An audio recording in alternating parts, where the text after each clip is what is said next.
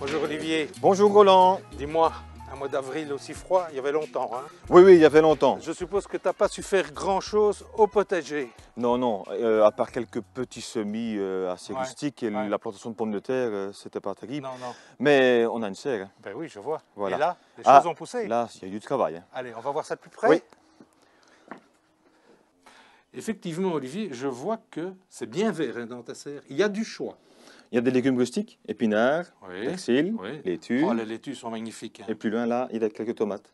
Eh ben oui, elles sont magnifiques aussi. Hein. Voilà. Tes tomates, comment tu as fait? Dis-moi, Voilà. des plants déjà Attention, assez bien développés. très sensible. Oui. Et il faut beaucoup d'engrais organiques. Oui. Et en plus, un bon terreau. Oui. Bon terreau. On va pouvoir les installer à l'extérieur bientôt? Voilà, on va les acclimater tout doucement. Oui. Parce que les nuits sont encore très froides. Hein. Ouais. Et c'est vrai que les plantes de tomates sont sujets au froid. Ah, Hein. c'est pas la plante la plus résistante. Ouais. On fait comment alors? On va améliorer sa résistance. Ah bon, on va améliorer Voilà. la résistance avant de les installer Voilà. ou en les installant. Et tu vas améliorer cette résistance comment? On va faire comme nos grands-parents.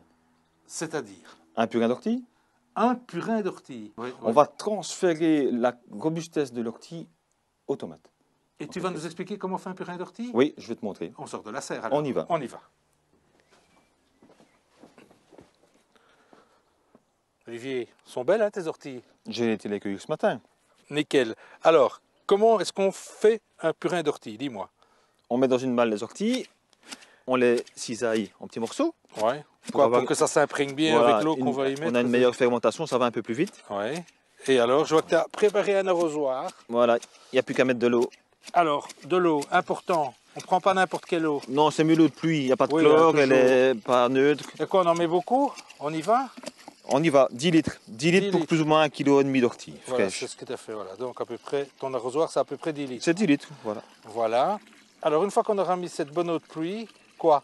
On attend. On C'est attend ça tous les jours, on remue un petit peu Oui. pour éviter, Oui. pour justement que ça fermente comme il faut. Et on attend combien de temps? Voilà. Alors là, c'est les bulles qui vont nous. Renseigner. Oui, tout à fait. Voilà. Quand il n'y a Et plus de bulles, ça ouais. peut durer d'une semaine à un mois et demi. Et ça dépend de quoi? La température. Olivier, rassure-moi, on ne va pas attendre un mois pour notre petite démonstration d'aujourd'hui. C'est maintenant qu'il faut. Oui. Il y en a du prêt là. Ah, t'as tout prévu. Alors quoi, il a macéré pendant combien de temps celui-là? Oh, il a macéré assez longtemps. Il faut longtemps. Il faut le laisser macérer jusqu'au temps qu'il n'y ait plus de bulles. D'accord, ok. C'est là qu'on voit qu'il Et- est. Là maintenant, on va l'utiliser tel quel? Voilà. On le filtre comme il faut et après on le dilue 10 fois. 9 volumes d'eau, 1 volume de purin. On installe tout ça dans le pulvé. Dans le pulsateur et on pulvérise les plantes. Eh bien, on va faire ça dans la serre. Ok. Voilà, Olivier, ton Merci. pulvérisateur avec ton purin filtré et dilué. Ton Prêt. purin maison. Allons-y, on peut pulvériser tes plants de tomates. On va pulvériser une fois ou on va répéter l'opération Non, pendant faut la faire- croissance de la Il plante? faut le faire Oui, plusieurs hein. fois. Il faut le faire plusieurs fois. C'est naturel, toutes les semaines. Toutes les Ok. semaines, c'est naturel. Alors, on l'a dit, ça renforce évidemment tes plantes, mais est-ce que le purin d'ortie a d'autres vertus? Bien connu contre les pucerons. C'est très répulsif contre les pucerons. Ah, donc ça fait 2 en 1, j'ai envie Deux de en dire. un. Oui, 2 en 1, on peut multiplier aussi. Parce que si on mélange le purin d'ortie avec un purin de prêle, on renforce Ah, mais d'accord, c'est vrai, on peut faire du purin avec autre chose que des orties. les prêles contre les maladies. Oui. Oui, la consoute pour le phosphore. Et alors quoi, on peut faire un cocktail de tout On ça fait un cocktail soi-même? et toutes les plantes se renforcent l'une l'autre. Ok, mais imaginons, j'ai pas d'ortie, j'ai pas de prêle, j'ai pas de consoude chez moi à la maison, je veux faire un purin d'ortie, je fais quoi? Bon, il y a des solutions prêtes à l'emploi. Hein. Qui existe dans le commerce? Oui, ça se vend. Oui, c'est courant. Maintenant, depuis peu, on le fait.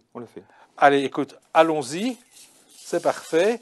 Écoute, on se retrouve le mois prochain Oui, pour d'autres conseils dans la serre ou au jardin, on verra bien. ok.